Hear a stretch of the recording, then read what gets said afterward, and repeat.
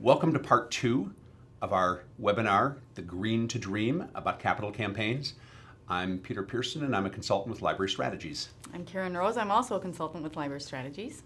This is the second part of our series on capital campaigns. We're going to look at feasibility studies and why we believe they're so important to do before you launch into a capital campaign. Remember in part 1 we talked about pre-campaign planning and preparing your organization for a capital campaign. The feasibility study occurs as you get closer to the capital campaign itself and your building project is taking shape.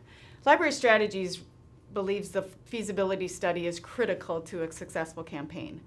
Oftentimes we get asked, why do we do a feasibility study? Why can't we just launch into a campaign? In the feasibility study, you learn some very important things. We're testing the vision. Does it resonate with your major donors? We're testing the goal. Is it realistic? Can it be obtained? We're also uncovering potential challenges that need to be resolved before launching into a campaign. And finally, we're actually introducing donors to the project, to the vision, and to a potential future ask. So as I often say, we're paving the runway for the success of a capital campaign down the road. So what are you going to learn as a result of doing a feasibility study? First, you're going to be able to tell if the community believes that the library's need is an important one. These are people who may not necessarily be familiar with the library, and so we're presenting them with the library's proposed project, and this may be the first time they've really looked at what libraries do and need for quite a while. We also need to know about the reputation of the library, including its staff and leadership. Oftentimes, community leaders will know at least the library director, even if they don't know some of the other staff in the library. And the reputation of the leader of the library is incredibly important. The other area of leadership that's very critical is the library trustees. We typically will show a list of the library trustees to people that we're interviewing, asking if they have an understanding of these individuals, and they're looking for people that they know they can trust in the community, trust to be good stewards of the public dollars. We're looking for how the donors could be engaged in this. If a donor doesn't feel a strong attachment to the project, we're going to know that pretty quickly. But we're hoping that we're going to see some of the donors who maybe even haven't been part of your donor group before who got excited about this project. And we're going to find out a little bit about donor capacity. So in a feasibility study, while it's not an official fundraising ask, we do ask people to give an indication of where they might support a project. We're also looking to find out what potential challenges there might be. In many communities, there may be multiple capital campaigns happening at the same time. That's something that you need to be aware of to know who the competition is.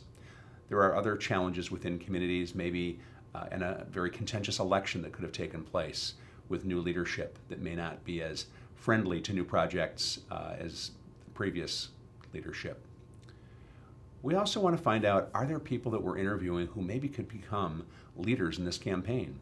These are going to be typically people you've not known as people on your board before, people who aren't considered library insiders, but because they've heard about this project, it might really spark their imagination and their interest, and we might look to these individuals to join a library team that will help you with the campaign. And then finally, and probably the most important for you, is we're going to find out, is this a realistic goal that you've set? Let's say that you've set that you want to raise $5 million in private funding. By the end of a number of feasibility interviews, we're going to know if that's a realistic goal in your community. If the philanthropists, if the leaders in your community really believe that the library deserves $5 million in private philanthropy. So the process that we go through, we first recruit a feasibility study planning committee. And this can consist of people that are more internal to help identify the names of people in the community that need to be interviewed. This committee is also going to create an overview of the project. And it's important to note that it's really going to be important to potential donors to have architectural renderings of your project. We're going to need something that's going to excite them and make them feel enthusiastic about what the potential of this new building or renovation could look like.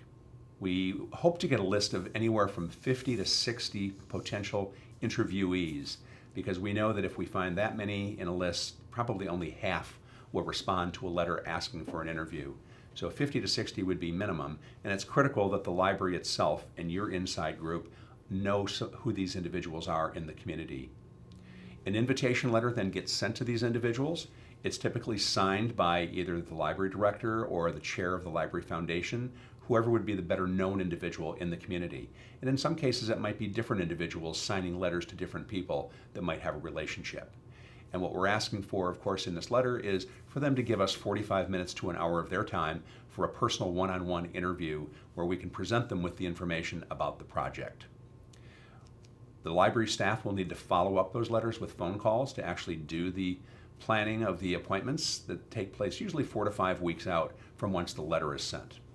And then the independent consultants come and do the interviews, typically on site for maybe 2 to 3 days, 1 or 2 consultants coming into town. Now it's really critical that the people doing the interviews be people that aren't affiliated with your library. It's very difficult for a potential donor to be honest in an interview if the person interviewing them is the library director or the head of the library board. They may not be as honest about what they really believe the library's leadership and role in the community is. So this is where the importance of having that neutral third party comes in. And then from these interviews, we would then put together a report on the findings and recommendations. We'd be able to come to you with a recommendation for what we believe the amount of money to be raised is going to be in your community. We'd potentially be able to talk about any of the pitfalls that people have identified, and so that you can avoid them, and just sets the project off on a good starting point so that you'll know really exactly what is a realistic number that you can raise for the library. So what's next? When you get the report of a feasibility study, the potential for raising the money that you're looking for, what if you don't quite get to your goal? Well, there are several options you can take. One is to delay the project to either develop those important major donor relationships or overcome any barriers you uncovered in the feasibility study. Sometimes there's just the need to elevate the visibility of the library in the community. Another option is to scale the project down or up to accommodate the new goal, whatever is revealed in your fundraising in the feasibility study. A third option is to build your project in phases. Perhaps you you go back to your architect and ask for a building project that can be built in phases. And finally, another option is to negotiate more public funding from your public sources. If the feasibility study reveals that your community can raise the needed money from the private sector to facilitate the campaign, then you move into launching the campaign. You start recruiting your campaign chair and the committee. You start developing your capital campaign plan. You'll write your case statement. And then you'll begin the solicitation process, which, as Peter mentioned, occurs in 2 phases, the quiet phase, and then finally toward the end of the campaign, the public phase. This concludes the second part of our series on capital campaigns. Please find our third and final part on capital campaign planning and management on our website. Again, you can find more resources on librarystrategiesconsulting.org and on Facebook and Twitter.